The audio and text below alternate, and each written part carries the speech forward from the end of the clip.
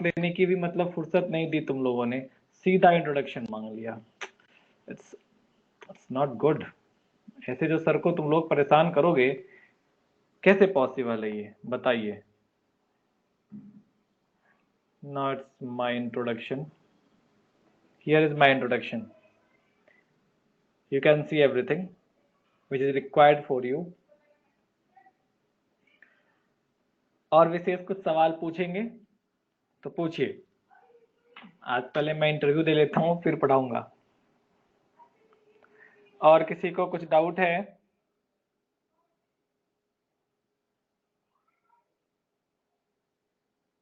बताएं। और किसी को कुछ डाउट है? और कोई कुछ पूछना चाहता है? अरे ऑडिबल है तुम लोग को? Why you absent? मैं कब absent था? मैं तो प्रेजेंट था। मैं तो कल भी क्लास में आया था, तुम लोग आए ही नहीं। I was not absent last week. अरे लास्ट वीक मिस कम्युनिकेशन। मुझे क्लास मंडे से लेनी थी, दिस मंडे, और उन्होंने आप लोग को बता दिया कि लास्ट मंडे से ही हमारी क्लास होनी है ना। तो वो थोड़ा सा जो हमारा मैनेजमेंट है, सर देश पांडे सर, थोड़ा सा टाइम टेबल प्रोवाइड करने में थोड़ा सा गलत कर गए। तो मैं तो मंडे को ही आया, मंडे को मैंने क्लास स्टार्ट की, बट क्लास क्रिएट नहीं किया गया। बीटेक भी किया है? नहीं, बीटेक नहीं किया है। आईआईटी में गया था ना मैं, आईआईटी में एमबीबीएस करने गया था। समझ ला। आईआईटी में, अच्छा तुम लोग 10th वाले बच्चे हो ना, अरे तुम्हें नहीं पता होगा। ठीक है ठीक है, बिल्कुल सही बात है। तब ठीक है, तब मैं बताता हूँ, ठहरो। क्या है, इंजीनियरिंग है ना। इंजीनियरिंग कॉलेज दो फील्ड हो गए, एक मैथ्स। मैथ्स से क्या आता है, मैथ्स वाले लोग जनरली इंजीनियरिंग में जाते हैं, but engineering is not the only option. और भी बहुत सारे ऑप्शन है मैथ्स को लेकर के। बायो वाले को देखो, बायो वाले किस में चले जाते हैं, मेडिकल में जाते हैं जनरली, बट मेडिकल को छोड़ करके बहुत सारे ऑप्शन है। इंजीनियरिंग की जो डिग्री इंडिया में है उसी को हम लोग क्या बोलते हैं, बीटेक बोल रहे हैं, bachelor of technology. Bachelor of technology करने के लिए आप कई सारे कॉलेजेस जा सकते हैं। ऑल इंडिया में कॉलेजेस को 3 पार्ट में डिवाइड किया है। सबसे फर्स्ट आ जाता है आपका आईआईटी, आईआईटी के बाद आपका एनआईटी आता है, देन प्राइवेट इंस्टीट्यूट, जितने भी प्राइवेट कॉलेजेस हैं। कुछ प्राइवेट कॉलेजेस जो हैं वो एनआईटी से ऊपर जाते हैं, बट स्टिल टॉप 10 में आईआईटी के कॉलेजेस ही हैं। कोई भी प्राइवेट कॉलेज आपको दिखेगा नहीं। आप ऐसे एडवर्टाइजमेंट दिखेंगे, कई कॉलेजेस दिखा देगा, मगर दैट इज इनकरेक्ट, ऐसा नहीं है। आप देखेंगे एक्चुअल में तो सारे के सारे टॉप 10 में आपको आईआईटी मिलेंगे, और एक दो एनआईटी भी मिल सकता है, मिल जाता है, मिल सकता नहीं, होता ही है। चलो समझ गए। तो अगर मैं आईआईटी से आया हूं, इसका मतलब मैं बीटेक किया होगा, हमने बीटेक किया होगा। अभी क्लियर है रंजीत? अभी क्लियर है? यस। और कोई कुछ डाउट पूछेंगे? बताइए, और कोई हमसे कुछ डाउट पूछना चाहते हैं? इस बैच में कितने बच्चे हैं? ओनली 20, बस 20 लोग ही हैं क्या? आपके बैच का स्ट्रेंथ क्या है? बैच का स्ट्रेंथ क्या है?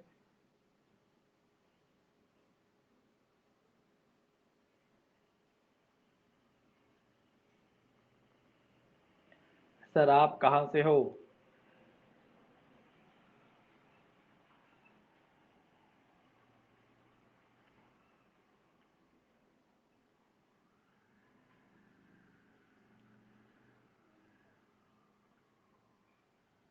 आई एम फ्रॉम बिहार, इधर लिख देता हूं, आई एम फ्रॉम बिहार। 30 से ज्यादा स्टूडेंट हैं, एंड क्लास में सिर्फ 20 लोग हैं। 22 में से 2 तो मैं ही हो गया, टोटल 20 लोग ही हैं। तो गलत बात है। 10 लोग मतलब 33%, मतलब ये तो ऐसे ही फेल हो गए। और कोई कुछ पूछने वाला है? अच्छा, तो आप लोग के पास ग्रुप है ना, तो ग्रुप में कोई भी मैसेज डाल दो, ग्रुप में एक आदमी मैसेज डाल दे कि केमिस्ट्री पार्ट 2, केमिस्ट्री 2 की क्लास चालू है, प्लीज ज्वाइन। आप लोग कोई भी एक मैसेज डाल दें। और organic chemistry, organic chemistry, organic chemistry 4th batch, organic chemistry 4th batch करके कोई भी आदमी एक ग्रुप बना दे, उसका लिंक मुझे भी शेयर कर दे। मेरा नंबर ले ले यहाँ पर 77177708 475। क्या है कि मैं किसी ग्रुप में नहीं हूँ, तो फिर मैं ग्रुप बनाऊंगा, फिर भेजना पड़ेगा हमें देश पांडे सर को, फिर वो आपको भेजेंगे। तो इससे अच्छा है कि आप लोग में से कोई भी ग्रुप बना करके मुझे ऐड कर दे, और वही किसी भी ग्रुप में आपके पास जो बाकी ग्रुप्स होंगे उसमें लिंक शेयर कर देंगे, तो बाकी लोग खुद ब खुद ऐड हो जाएंगे। हो जाएगा क्या? कोई कर देगा? कोई यहाँ पे रिस्पॉन्सिबिलिटी लेना चाहेगा तो बताए। हाँ सर मैं कर दूंगा या मैं कर दूंगी, कोई है क्या ऐसा? वॉलेंटियरी कोई कर दे तो ठीक है, नहीं तो फिर मुझे तो करना ही पड़ेगा और मैं कर दूंगा फिर। कोई करने वाले हैं क्या?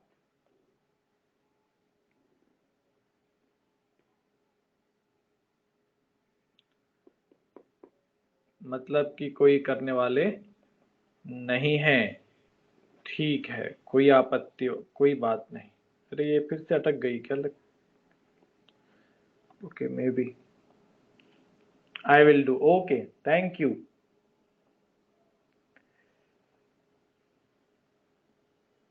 नहीं नहीं, आप आराम से कर दीजिएगा, कभी भी कर दीजिएगा, बाद में, अभी नहीं। नहीं, ये इनऑर्गेनिक केमिस्ट्री की क्लास नहीं है, ये पहले ऑर्गेनिक केमिस्ट्री की क्लास है। ऑर्गेनिक केमिस्ट्री, ऑर्गेनिक केमिस्ट्री में चैप्टर नंबर 1 नोमेनक्लेचर पढ़ना है।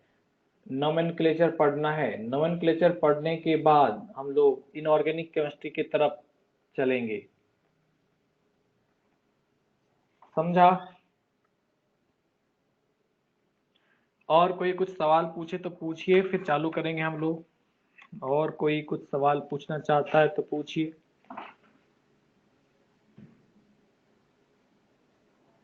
किसी को और कुछ क्वेरी है तो पूछ सकते हैं। सिर्फ ये ना पूछे कि सर एकेडमी कब चालू होगी। मतलब ये तो समझो एक ऐसा डायलॉग हो गया आज के डेट में, कटप्पा ने बाहुबली को क्यों मारा। Now the same trending thing is academy कब खुलेगी। हर बैच में बच्चे मुझसे यही सवाल पूछते हैं, सर एकेडमी कब खुलने वाली है। तो तुम लोग ये सवाल मत पूछना।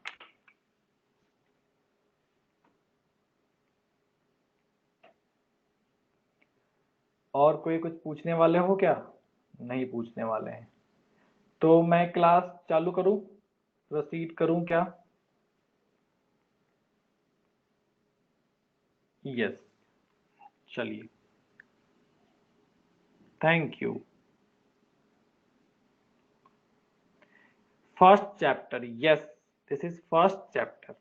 तो सबसे पहले ऑर्गेनिक केमिस्ट्री, ऑर्गेनिक केमिस्ट्री थोड़ा सा आगे आते हैं, तो कार्बन के पास आकर के हम रुक जाते हैं। अच्छा, कार्बन के बाद कुछ एक चीज है, ठीक है ठीक है ठीक है ठीक है ठीक है ठीक है, चलो।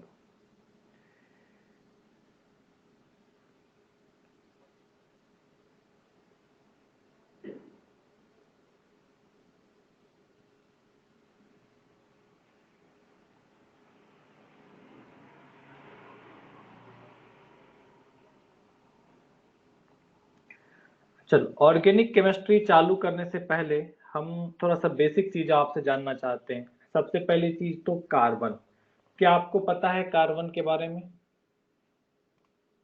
व्हाट इज, मतलब कार्बन का एटॉमिक नंबर। कार्बन एक एलिमेंट है, क्या पता है सभी को?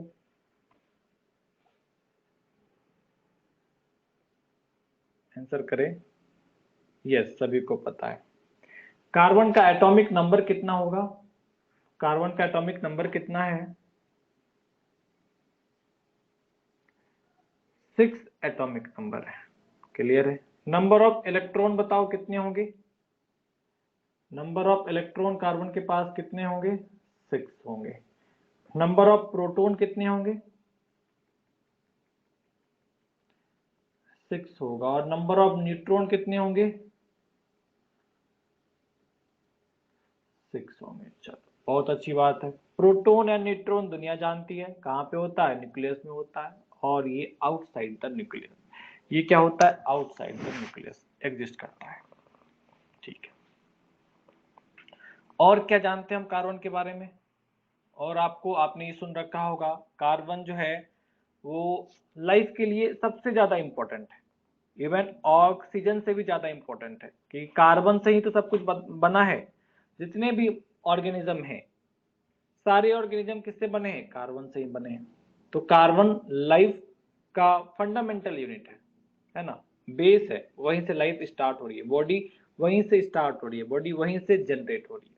चलो ये बात तो सबको पता है, बिल्कुल ये बात तो सबको पता है। अच्छा, यहाँ पर कार्बन का हमने एक स्ट्रक्चर दिया है। थोड़ा सा दिक्कत है स्ट्रक्चर में। क्या दिक्कत है कि मतलब कुछ एक इलेक्ट्रॉन मिसिंग हो गए। ये सर्कल पूरा नहीं हुआ, मैं इधर से पूरा कर देता हूँ सर्कल। हाँ, और एक सर्कल ऐसे नीचे की तरफ होगा। चलो, तो कार्बन का इलेक्ट्रॉनिक कॉन्फ़िगरेशन आपको आता है? कार्बन का नॉन मेटल है, बिल्कुल गैसियस फॉर्म रहता है। कार्बन का इलेक्ट्रॉनिक कॉन्फ़िगरेशन आता है 2n4, पता है 2n4। तो मुझे ये बताइए कि आपने क्लास 10th में एक सवाल, जनरली बच्चे खास करके ये सीबीएसई बोर्ड वाले ज्यादातर इस पे मतलब तहलका मचाए रहते हैं कि मुझे ज्यादा आता है, मुझे ज्यादा आता है। तो खास करके एक दो सवाल पूछते हैं, carbon is unique, why carbon is unique?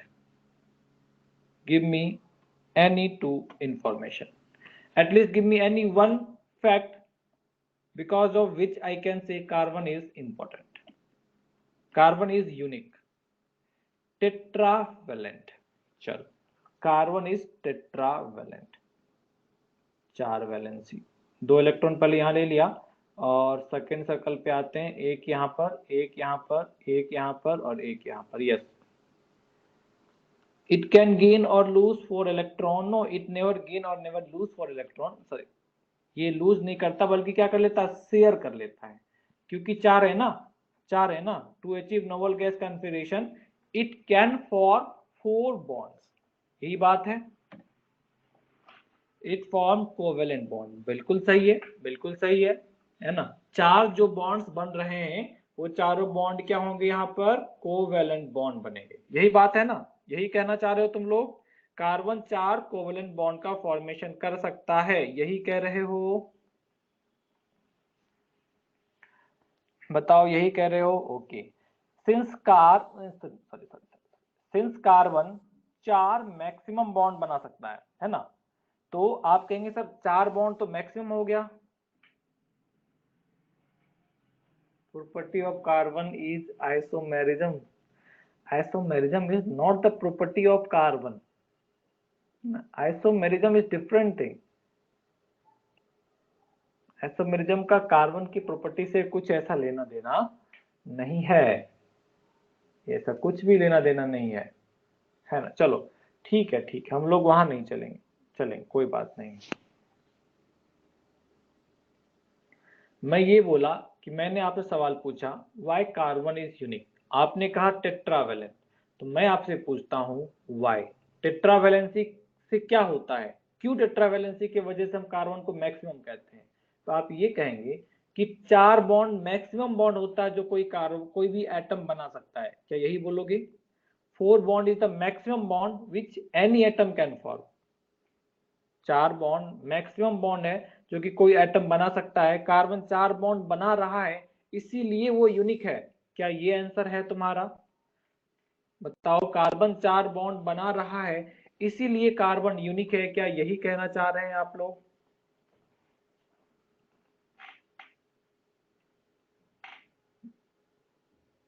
बाकी लोग बोले। अनुषा ये कंटिन्यूस रिप्लाई कर रही है, बाकी लोग थोड़े से रिप्लाई नहीं कर रहे हैं। अभी भी आप क्लास 10th में हैं, अपने आप को क्लास 10th में फील कर रहे हैं? साहिल, यशवंत, हनुमंत, पायल, प्रणीता, विजय। अच्छा तुम लोग ये बताओ, इसमें जेई वाले बच्चे कितने हैं, इंजीनियरिंग वाले कितने हैं?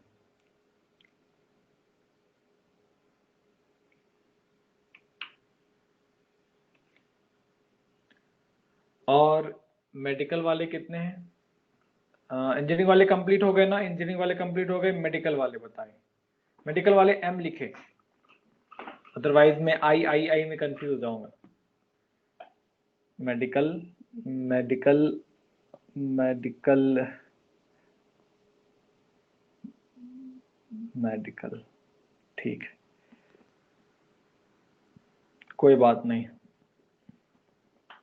नोमेनक्लेचर के लिए सभी बराबर है, मेडिकल भी और इंजीनियरिंग भी।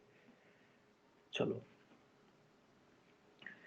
तो ये जो आपने आंसर किया कि कार्बन मैक्सिमम बॉन्ड बनाता है इसलिए ये यूनिक है, ये बात थोड़ी सी गलत सी लगती है मुझे, क्योंकि आप देखेंगे H2SO4 या मैं लिखूं SO4-2, SO4-2 को देखेंगे तो उसका स्ट्रक्चर कुछ इस टाइप का होता है।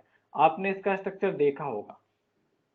SO4-2 का स्ट्रक्चर मैं लिख रहा हूँ। H लगा देंगे इधर, इधर H लगा देंगे तो H2SO4 बन जाएगा। बताओ ये स्ट्रक्चर कभी देखा था या नहीं, कभी आज से पहले पढ़ा है या नहीं? 10th में आता है ये थोड़ा सा, H2SO4 क्या होता है, HNO3 क्या होता है, ये सब का स्ट्रक्चर, HCl का क्या होता है, ये सब थोड़ा थोड़ा देखा होगा तुम लोगों ने। चलो ठीक, कोई बात नहीं, कोई बात नहीं, कोई बात नहीं, टेंशन वाली कोई बात नहीं, कोई टेंशन वाली बात नहीं है, नहीं आता तो कोई दिक्कत नहीं। ठीक, चलो मैं स्ट्रक्चर दिखा दिया आपको कि ये क्या हो रहा है। ये कार्बन 4 बॉन्ड बना रहा है और ये 6 बॉन्ड बना पा रहा है, तो ये ना ज्यादा यूनिक हुआ, इस ये ज्यादा यूनिक हुआ ना, कार्बन तो इससे कम बना रहा है, तो ऐसा बोलेंगे तो ये ज्यादा यूनिक हुआ, इसके नंबर ऑफ कंपाउंड ज्यादा होने चाहिए मगर कार्बन के हैं। इसका मतलब जो हम टेट्रावैलेंसी कह रहे हैं वो क्या हो रही है, गलत बात हो जा रही है। तो नहीं, ऐसा नहीं है, tetravalency is one of the factor, one of the factor, इससे ज्यादा इंपॉर्टेंट फैक्टर क्या होता है, दैट इज कैटेनेशन। बताओ कभी नाम सुना था कैटेनेशन का? क्या कभी नाम सुना है कैटेनेशन का? यस, नाम सुना है।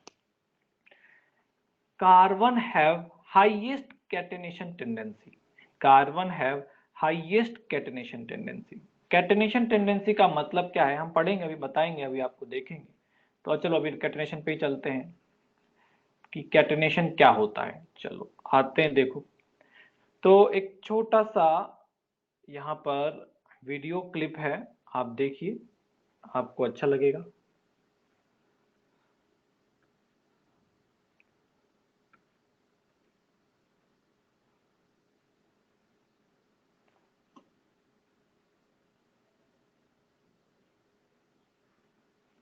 ये ऐसा कैसे हो रहा है? ओके,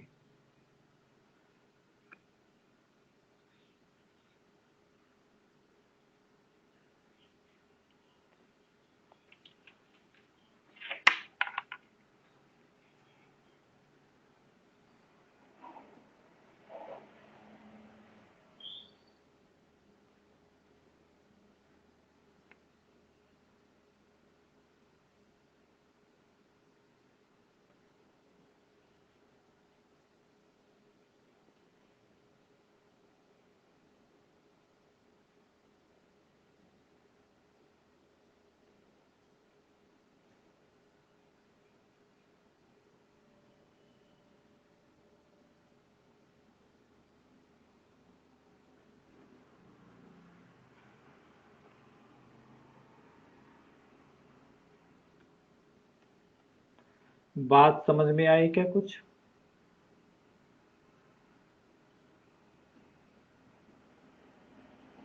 क्या आपको कुछ समझ में आया? नहीं समझा?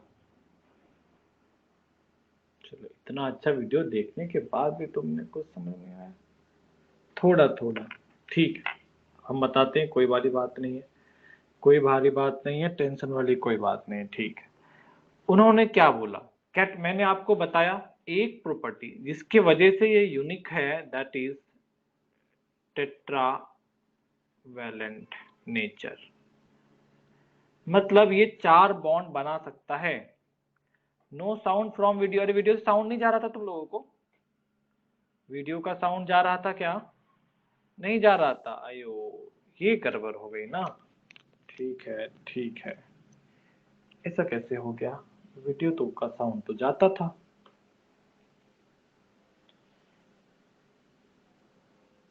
Okay,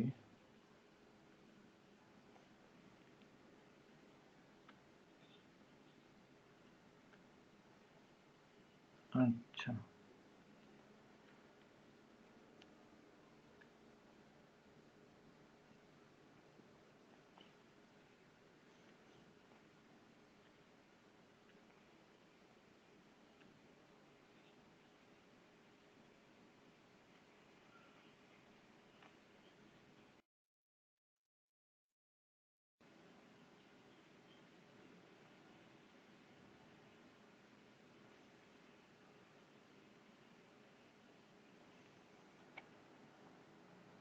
Why it is not going? Sound तो जाना चाहिए।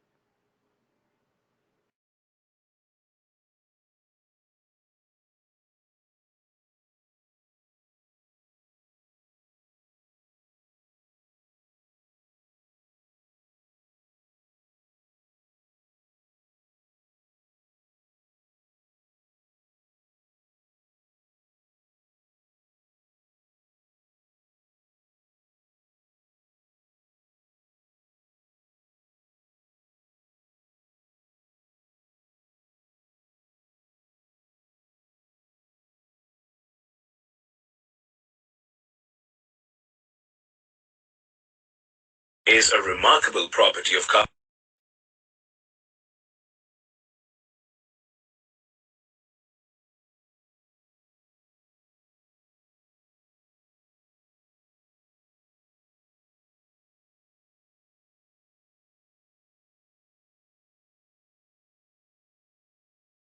चलिए, अब की बार साउंड जाएगी आपको,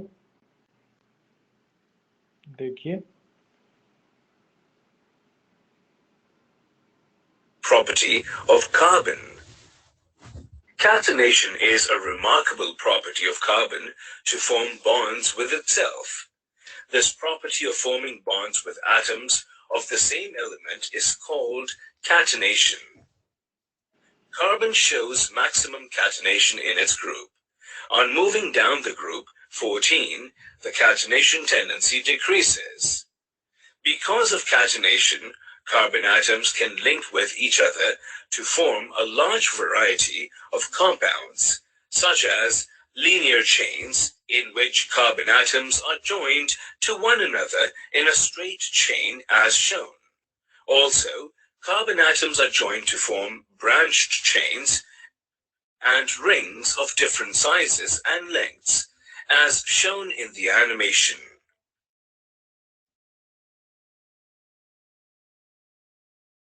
अभी बताइए, क्लियर हुआ? अभी समझ में आया? समझ में आया? चलिए, क्या बताया इन्होंने? क्या क्या बताया है, क्या कह रहे हैं, कार्बन की जो आपस में लिंक होने की टेंडेंसी है, टेंडेंसी ऑफ कार्बन एटम या tendency of any atom to link with same atom, this is done in class 10 by Mukesh sir, branch chain. Yes, तुम क्लास 10th में भी यहाँ थे। हाँ, that is catenation. Class 10th में catenation होता है, पढ़ाया जाता है, और क्लास 10th का रिवीजन कर रहे हैं। ठीक है, चलो मैं क्या बता रहा था, मैं कहाँ पे था, हाँ, तो जो कार्बन किसी भी एटम का आपस में लिंक होने की जो टेंडेंसी है, आपस में लिंक होकर के चेन क्रिएट करने की जो टेंडेंसी है, दैट इज कॉल्ड कैटेनेशन। तो सबसे पहले आप नोट करेंगे कैटेनेशन, नोट करना चालू करेंगे। सबसे पहला चीज आप नोट करेंगे catenation, tendency of an atom, tendency of an atom to attach with same atom, tendency of an atom to attach with same atom and create a chain,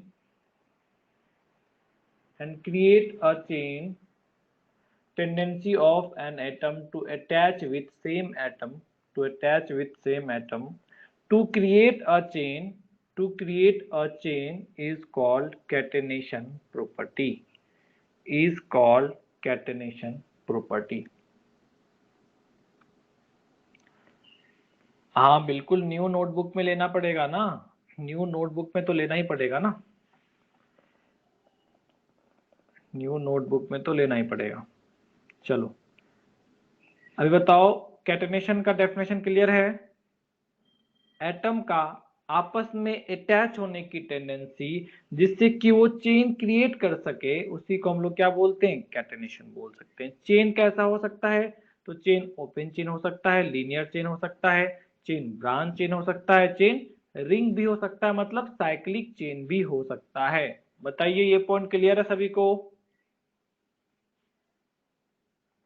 clear है। तो हमने क्या पढ़ा, कार्बन की यूनिक प्रॉपर्टी क्यों होती है, carbon की प्रॉपर्टी यूनिक क्यों होती है? तो सबसे पहला चीज है tetravalent, tetravalent nature of carbon. दूसरा क्या आ गया, कैटेनेशन टेंडेंसी। अब देखो, हाँ तो भाई जो जो भी लोग क्लास 10th में चैतन्य एकेडमी में थे, कौन कौन थे क्लास 10th में चैतन्य में? क्लास 10th में चैतन्य एकेडमी में कौन कौन से लोग थे, बताइए। और कोई था?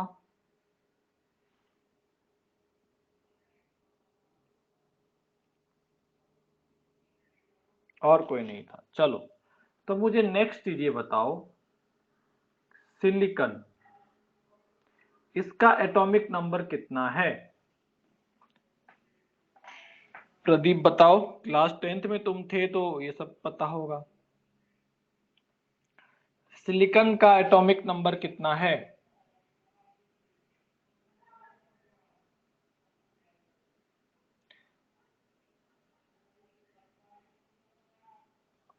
क्या क्या आंसर आ, 6, 14, 15। प्रदीप क्या अभी आंसर नहीं कर पा रहे हो तुम तो यार, एक सवाल पूछा है तुमने, एकेडमी की बेइज्जती करा दी। Sir voice is breaking, okay, let me check whether my voice is breaking. बाकी लोग बताएं, वॉइस ब्रेक हो रही है क्या? बाकी लोग बताएं, वॉइस ब्रेक हो रही है क्या? नो, नहीं होता है। देखो क्या होता है, जिनसे सवाल पूछा जाता है ना, उनके लिए वॉइस ब्रेकिंग हो जाती है ना? प्रदीप अभी भी वॉइस ब्रेक कर रहा है,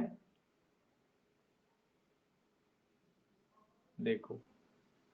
चलो मतलब ये आंसर नहीं कर पाया, चलो ठीक है, कोई बात नहीं।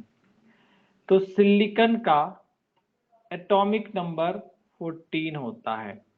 कॉन्फ़िगरेशन क्या होता है, 2, 8 and 4, है ना? देखो वही ना बोला, जब मैंने बता दिया, जब मैं आगे बढ़ गया, नाउ इट्स क्लियर।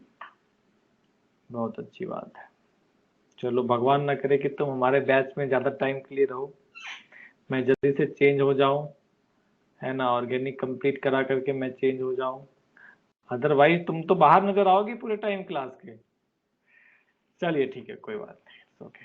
हाँ, तो क्या हो गए, सिलिकॉन में हम देखेंगे तो फर्स्ट 2 इलेक्ट्रॉन इज हियर, उसके बाद 8 इलेक्ट्रॉन इसमें है, और आउटर मोस्ट सेल में देखेंगे आप तो आउटर मोस्ट सेल में भी कितने इलेक्ट्रॉन है, 1 2 3 और 4, 4 इलेक्ट्रॉन है। तो सिलिकॉन की वैलेंसी बताओ कितना है, सिलिकॉन की वैलेंसी कितनी होगी बताइए, 4 होगी, है ना, सिलिकॉन की वैलेंसी भी 4। और क्या सिलिकॉन कैटेनेशन टेंडेंसी शो नहीं कर सकता,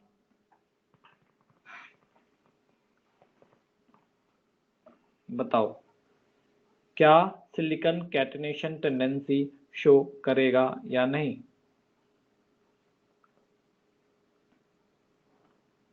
यस और नो, आपको जो लगता है अपने इच्छा अनुसार बताओ, कोई बात नहीं। नहीं, ऐसी बात, यस, कैटेनेशन टेंडेंसी सिलिकॉन भी दिखाता है, सिलिकॉन के पास भी कैटेनेशन टेंडेंसी होता है, और एक अच्छा कैटेनेशन टेंडेंसी होता है, स्ट्रॉन्ग कैटेनेशन टेंडेंसी होती है, मगर इसकी चेन ज्यादा स्टेबल नहीं हो पाते। तो कहते ऐसा क्यों? इसलिए है क्योंकि अभी आप पीरियोडिक टेबल में पढ़ेंगे, पीरियोडिक टेबल आप पढ़ेंगे तो सेकेंड से थर्ड में साइज का इंक्रीमेंट काफी ज्यादा होता है, सेकेंड पीरियड से थर्ड पीरियड में चलेंगे, साइज का इंक्रीमेंट काफी ज्यादा होता है, और यही एक रीजन है जिसकी वजह से डेंसिटी हो गए, वॉल्यूम हो गया, इनका वेरिएशन काफी डिफरेंट आ जाता है, एक्सेप्शनल बिहेवियर आता है सेकेंड से थर्ड में जाने के बाद। तो सिलिकॉन का साइज बिगर है, ये कैटेनेशन तो दिखा सकता है, ये टेट्रावैलेंसी भी दिखा सकता है, मगर ये लॉन्ग चेन को होल्ड करके नहीं रख सकता, ये लॉन्ग चेन को होल्ड करके नहीं रख सकता ना। अब देखो, तुम लोगों ने ये देखा होगा कि आप जब स्कूल में थे, है ना, जब स्कूल में थे, क्लास 8 9 10 तक होंगे, तो उस टाइम ये क्लासरूम का गेट है, और ये आपका असेंबली हॉल हो, मतलब जिधर से हम लोग सभी लोग प्रार्थना प्रेयर वेयर करके फिर एक क्लासरूम में जाते हैं, तो बच्चे एकदम लाइन में जाते हैं, बताओ ऐसा होता था? तुम लोग लाइन में जाते थे, यस और नो, जाते थे, है ना? चलो, अब एक लाइन देखो, अभी लॉकडाउन हुआ था कुछ टाइम पहले, लॉकडाउन के बाद जब दुकानें खुलती हैं तो यहाँ तो बच्चे जाते हैं, छोटे छोटे बच्चे रहते हैं, छोटे छोटे बच्चे रहते हैं, तो एकदम प्यार से ये एकदम सीक्वेंस में एकदम सारे रूल को फॉलो करके जाते हैं। और अभी आप जैसे रिलायंस चालू हुआ होगा, या बहुत सारे ये चालू हुए थे दुकान, तो यहाँ पर बड़े बड़े लोग गए थे सामान लेने के लिए, कुछ बच्चे भी देखे होंगे, अरे न्यूज में तो आता ही रहता है। तो अब ये जो बड़े बड़े लोग थे, ये क्या लाइन ज्यादा दूर तक की लाइन लगा पा रहे थे क्या? नहीं, ये यहाँ वाला घुस के यहाँ पहुंच जा रहा था, यहाँ वाला निकल के यहाँ चला जा रहा है, ये वाला निकल के इधर चला जा रहा है। तो क्या हो रहा है, जैसे जैसे साइज इंक्रीज कर रहा था, मतलब क्या है, बड़े बड़े लोग हैं ना, तो मास क्या होगा, ज्यादा होगा, तो मास ज्यादा होगा, तो यहाँ पे क्या हो रहा है, एक दूसरे को धक्का धक्का ज्यादा मिलेगा, अगर धक्का लगेगा तो क्या होगा, ये पूरा डिस्टर्ब हो जाएगा। बताओ होगा या नहीं, बताइए होगा या नहीं? वॉइस इज ब्रेकिंग, बाकी लोग वॉइस ब्रेक कर रही है क्या? बाकी लोग वॉइस ब्रेक कर रहा है क्या? No, no. चलो, प्रदीप, क्या है कि बेटा आपका नेटवर्क का थोड़ा इशू हो सकता है, आप रीज्वाइन कीजिए, है ना, आप रीज्वाइन कीजिए। चलिए, तो मैं जो बता रहा हूँ ये समझ में आया कि छोटे छोटे लाइन में बच्चे लाइन में जाते हैं तो कोई दिक्कत नहीं, वो बहुत अच्छे तरीके से लाइन को फॉलो कर पाते हैं, पर वहीं पर आप बल्कि बल्कि लोगों को ले जाएंगे, मोटे मोटे लोगों को ले जाएंगे, बड़े बड़े लोगों को ले जाएंगे, तो वहां पे क्या होगा, रस क्रिएट हो जाएगा, डिस्टरबेंस क्रिएट हो जाएगी। बताओ होता है? यस और नो, जो मैं कह रहा हूं क्या वो सही में होता है या नहीं होता है? यस होता है। चलो, तो वही चीज देखो यहाँ पर है, वही चीज यहाँ पर है कार्बन छोटा साइज का है, सिलिकॉन बिगर साइज का है। बिगर साइज का है इस वजह से ये लॉन्ग चेन होल्ड नहीं कर पाता है, ये लॉन्ग चेन को होल्ड नहीं कर पाता है। 5 to 6 के बाद इसके चेन ब्रेक करने लगते हैं, ये अनस्टेबल होने लगता है। मगर कार्बन छोटा साइज का होने के वजह से एक लॉन्ग चेन को अच्छे से होल्ड कर पाता है। बताओ क्लियर है ये?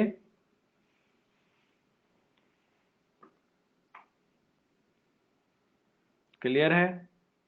तो अब हमसे पूछा जाए कि क्या है सर मेन रीजन, कार्बन का यूनिक बिहेवियर का मेन रीजंस क्या क्या हैं? तो हम क्या बोलेंगे? फर्स्ट, इट इज टेट्रावेलेंट, ज्यादा मॉलिक्यूल से ये कनेक्ट हो सकता है। दूसरा, कैटेनेशन टेंडेंसी, मतलब लॉन्ग चेन का फॉर्मेशन कर सकता है along with the smaller size, it can hold the long chain. That's why carbon form number of product. Is it clear to all? Is it clear to all?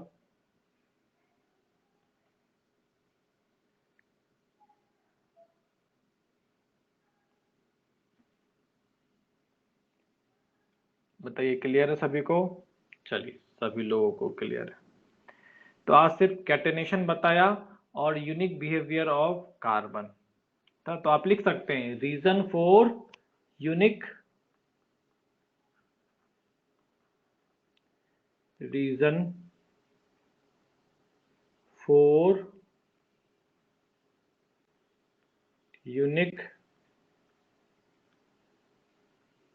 Behaviour of carbon, और उसमें ये 3 point आप note कर लेंगे। बस ये 3, और कुछ नहीं नोट करना है। वैसे ये सब कुछ भी अब काम नहीं आने वाला है, ये सब कुछ भी अब हमारे काम नहीं आने वाले हैं, तो आप नोट नहीं भी करेंगे तो चलेगा। ये 10th में आपको आना चाहिए था, 10th के आगे इन सभी की कुछ खास आवश्यकता नहीं पड़ने वाली। चलो नोट कर लिए, नोट कीजिए और जल्दी से रिप्लाई कीजिए। डन रिप्लाई कर देंगे अगर नोट किया है, नहीं करना है तो भी लिख देंगे ताकि हम आगे बढ़ पाए।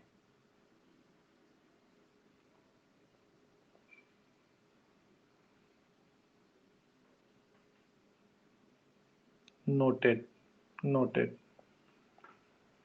चल, कैटेनेशन प्रॉपर्टी बता दिया। अब आते हैं ऑर्गेनिक केमिस्ट्री पर।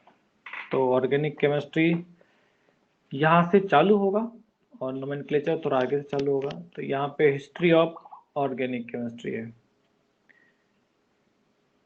तो वही मैं सोचूं आज चालू किया जाए या कल चालू किया जाए, क्योंकि इसमें तो थोड़ा सा टाइम लगेगा, आधा घंटा से ज़्यादा लगेगा और हमारे पास 15 मिनट बचे हैं। चलो आज की क्लास, तुम लोग फर्स्ट क्लास में तुम लोग को छुट्टी दे रहा हूँ, तुम लोग आज एंजॉय करो और कल आए। हाँ, और कुछ कुछ इम्पोर्टेंट बातें हैं वो तो भी करना है, तो अभी पहले वो कर लेंगे, फिर कल ऑर्गेनिक केमिस्ट्री स्टार्ट होगा। क्या क्या चीज़ें हैं थोड़ा आप ध्यान रखेंगे। नोट्स की बात है, आपको बोला गया है नोट्स बनाने हैं, सेपरेट नोट्स बनाइएगा ऑर्गेनिक केमिस्ट्री के लिए। अभी नोमेनक्लेचर के बाद आपका पीरियोडिक टेबल स्टार्ट होगा, दैट इज इनऑर्गेनिक पार्ट, तो उसके लिए दूसरा नोट्स का यूज करेंगे, ऑर्गेनिक केमिस्ट्री के नोट्स का यूज नहीं करेंगे। दूसरी बात, आप नीट के हैं चाहे जेई मेंस के हैं, किसी के भी रहिए, कोई तकलीफ वाली बात नहीं है। होमवर्क के लिए अलग नोट्स बनाने की आवश्यकता नहीं है। आपके पास जो भी रफ नोटबुक है आप उसमें होमवर्क करके रखेंगे, मगर होमवर्क जब भी करेंगे तो क्वेश्चन मार्क करेंगे। जैसे क्वेश्चन नंबर 1 है तो क्वेश्चन नंबर 1 अगर एक लाइन में सॉल्व हो रहा है तो जस्ट राइट द 1 लाइन, है ना, मगर उसको लिखना है। सवाल 1 नंबर, क्वेश्चन नंबर 2 क्या आंसर आया, बी, सीधा आंसर आ रहा था सीधा आंसर बी लिखो, सी आ रहा था सीधा आंसर सी लिख के रखिए, है ना। मगर वो पेज पे लिख देंगे किसका, ऐसे मुझे नोमेनक्लेचर का सवाल करना है तो मैं लिख दूंगा पेज के ऊपर में नोमेनक्लेचर और साथ में डेट लिख लेंगे तो और अच्छी बात है। और जो होमवर्क आपको दिया जाएगा उसको वहाँ सॉल्व कर लेंगे, क्योंकि बाद में अगर कभी मैं आपसे बोलूँ कि मुझे होमवर्क दिखाइए, तो आपको सेपरेट नोट्स कैरी करने की आवश्यकता नहीं है, आप इसी रफ नोटबुक में डेट निकाल के दिखा देंगे। ये तो सेकेंड चीज हो गई।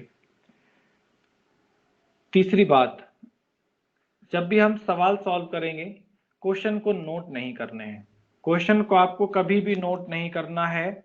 जो होमवर्क में दिया जाएगा, जो होमवर्क में सवाल दिया जाएगा, उसके सवाल को पहले लिखा फिर आंसर लिखेंगे, जो आप क्लास 10 तक किया करते थे, ऐसा बिल्कुल नहीं करेंगे। इतना टाइम नहीं होगा आपके पास। आपको सीधा सॉल्व करना है और आंसर लिखना है। हाँ, मगर क्लास क्वेश्चन जो होंगे, क्लास में जो क्वेश्चन कराया जाएगा, उस क्वेश्चन को नोट्स में लिखने हैं और उसका सॉल्यूशन भी नोट्स में लिखना है।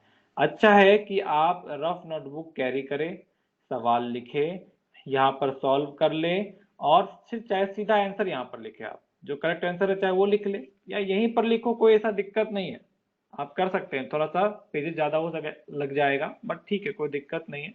आप सीधा वहीं पे सॉल्व कर लीजिए और अगर गलत होता है तो राइट आंसर नीचे में लिख लेंगे और वहां पे लिखेंगे this is right answer and this is wrong, है ना। अदरवाइज बाद में कंफ्यूज करोगे तुम कि ये सही है कि ये सही है। यहाँ तक की बातें क्लियर है? यहाँ तक की बातें क्लियर है?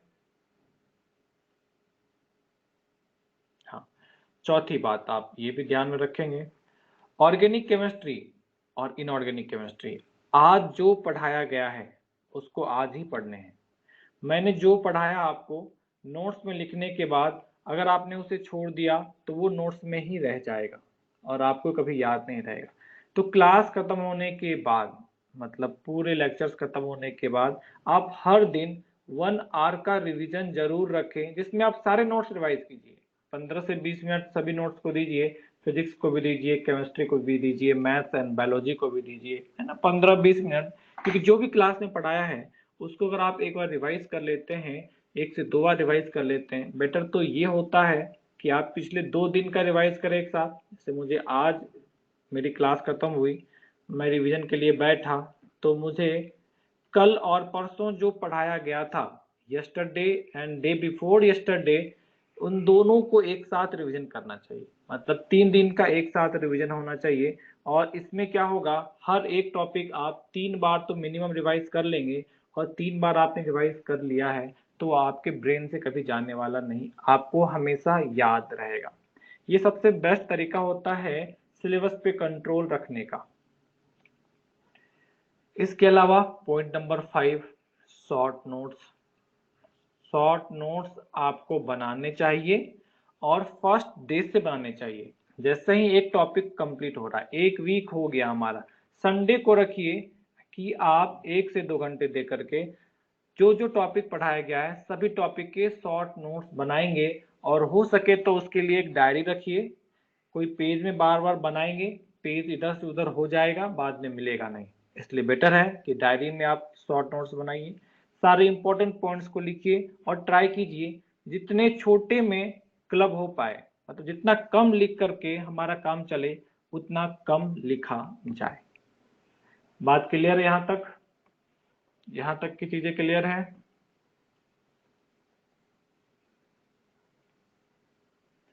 कर लोगे तुम लोग ये सब? कर लोगे तुम लोग ये सब? यस। तो अब मैनेज तरीके से पढ़ेंगे तो आप ही को फायदा होगा। रैंडम पढ़ेंगे तो बाद में फिर बहुत स्ट्रेस होता है। चलो फिर, तो आज की क्लास हम लोग बंद करेंगे, कल मिलेंगे। आपका नंबर यह है ना, 7717708475 08475। Okay, bye bye, see you tomorrow and thank you.